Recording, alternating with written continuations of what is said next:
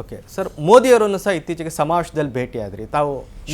ಶಿವಮೊಗ್ಗದಲ್ಲಿ ಶಿವಮೊಗ್ಗ ಸಮಾವೇಶದಲ್ಲಿ ಮೋದಿಯವ್ರನ್ನ ನಾನು ಭೇಟಿ ಮಾಡಿದೆ. ಸೊ ಅವರು ತುಂಬ ಆತ್ಮೀಯತೆಯಿಂದ ಮಾತಾಡಿದರು. How are you doctor, so ನಿಮ್ಮ ಬಗ್ಗೆ ಎಲ್ಲ ನನಗೆ ಚೆನ್ನಾಗಿ ಗೊತ್ತಿದೆ, ಸೊ ನಿಮ್ಗೆ ಒಳ್ಳೇದಾಗಲಿ, all the best, God bless you ಅಂತ ಹೇಳಿದರು. ಸರ್, ಮೋದಿಯವರು ಎಲ್ಲರ ಬಗ್ಗೆನೂ ಮೊದಲೇ ತಿಳ್ಕೊಂಡು ಬಂದಿರ್ತಾರಾ ಸರ್, ಹೇಗೆ ಸರ್ ಅವರು? ಅದು ಗೊತ್ತಿಲ್ಲ, ಯಾಕೆಂದರೆ ನನ್ನನ್ನು ಯಾರೋ ಪರಿಚಯ ಮಾಡಿಸ್ತಾಯಿದ್ರು, ಇನ್ನೊಬ್ಬರು ಅಗರ್ವಾಲ್ ಅಂತ ಪರಿಚಯ ಮಾಡಿಸ್ತಾಯಿದ್ರು.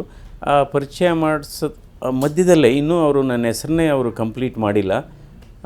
How are you doctor, so ಅವ್ರಿಗೆ ಹೇಳ್ತಾಯಿದ್ರು, ನೀವು ನನ್ನ ಡಾಕ್ಟ್ರನ್ನ ಪರಿಚಯ ಮಾಡಿಸೋ ಅವಶ್ಯಕತೆ ಇಲ್ಲ, ನನಗೆ ಅವ್ರ ಬಗ್ಗೆ ಎಲ್ಲ ಸಮಗ್ರ ಮಾಹಿತಿ ಇದೆ ಅಂತ ಹೇಳ್ತಾಯಿದ್ರು. ಸರ್, ಈಗ ತಾವೇ ಹೇಳಿದ್ರಿ, ಈಗ ಹೈ ಪ್ರೊಫೈಲ್ ಕ್ಷೇತ್ರ ಅಂತ.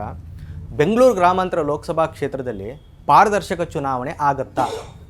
ಅಲ್ಲ, ಆಗಬೇಕು, ಪಾರದರ್ಶಕ ಚುನಾವಣೆ ಆಗಬೇಕು, ಆರೋಗ್ಯಕರ ಸ್ಪರ್ಧೆ ಆಗಬೇಕು. ಯಾಕೆಂದರೆ ಪ್ರಜಾತಂತ್ರ ವ್ಯವಸ್ಥೆಗೆ ಜನರು ಸ್ವಯಂ ಪ್ರೇರಿತರಾಗಿ ಅವರ ಇಚ್ಛಾ ಅನುಸಾರ ವೋಟ್ ಹಾಕಬೇಕು. ಅದಕ್ಕೆ ಒತ್ತಡ ಬೇರೆ ಬೇರೆ ಥರ ಆಗಬಾರ್ದು. ಅಲ್ಲ, ಬಟ್ ಇಲ್ಲ ಅನುಮಾನಗಳಿದ್ದಾವೆ ಅಂತ. ಅಲ್ಲ, ಅನುಮಾನ ಇದೆ, ಅದಕ್ಕೋಸ್ಕರ ನೋಡೋಣ ಚುನಾವಣಾ ಆಯೋಗ ಯಾವ ರೀತಿ ಕ್ರಮ ವಹಿಸುತ್ತೆ ನೋಡೋಣ. ತಾವೊಬ್ಬರು ಅಭ್ಯರ್ಥಿಯಾಗಿ ಯಾವ ರೀತಿ ಎಚ್ಚರಿಕೆ ತಗೊಂಡಿದ್ದೀರಿ? ನಾವು ಅಭ್ಯರ್ಥಿಯಾಗಿ ಈಗೇನಾಗಿದೆ, ಅಭ್ಯರ್ಥಿಯಾಗಿ ನಾನು ಎಚ್ಚರಿಕೆ ತೆಗೆದುಕೊಳ್ಳೋದಕ್ಕಿಂತ ನಮ್ಮ ಪಕ್ಷಗಳು ಎಚ್ಚರಿಕೆ ತೆಗೆದುಕೊಳ್ತಾ ಇದೆ. ಈಗ ಆಲ್ರೆಡಿ ಸನ್ಮಾನ್ಯ ದೇವೇಗೌಡರು ಕೂಡ ಇದ್ರ ಬಗ್ಗೆ ಪತ್ರ ಬರೆದಿದ್ದಾರೆ, ನನ್ನ ಕುಮಾರಸ್ವಾಮಿಯವರು ಪ್ರೆಸ್ ಕಾನ್ಫರೆನ್ಸ್ ಅಡ್ರೆಸ್ ಮಾಡಿದ್ದಾರೆ. ಸೊ ಹೀಗಾಗಿ ಚುನಾವಣೆ ಪಾರದರ್ಶಕವಾಗಿ ನಡಿಬೇಕು. ಇದೊಂದೇ ಕ್ಷೇತ್ರದಲ್ಲ, ಎಲ್ಲ ಕ್ಷೇತ್ರದಲ್ಲೂ ನಡಿಬೇಕು. ಆವಾಗಲೇ ನಿಜವಾಗ್ಲೂ ಪ್ರಜಾಪ್ರಭುತ್ವಕ್ಕೆ ಒಂದು ಒಳ್ಳೆಯ ಅರ್ಥ ಬರುತ್ತೆ.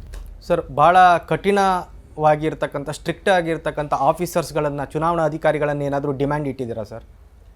ಅಲ್ಲ, ಅದು ನೋಡೋಣ. ಅದು ಈಗ ಆಲ್ರೆಡಿ ನಮ್ಮ ಪಕ್ಷಗಳು ಪತ್ರ ಬರೆದಿದ್ದಾರೆ, ಅವ್ರು ಯಾವ ರೀತಿ ರೆಸ್ಪಾಂಡ್ ಮಾಡ್ತಾರೆ ನೋಡೋಣ. ನ್ಯೂಸ್ ಫಸ್ಟ್, ನಿರ್ಭೀತಿಯಿಂದ ನಿಮ್ಮ ಪರವಾಗಿ.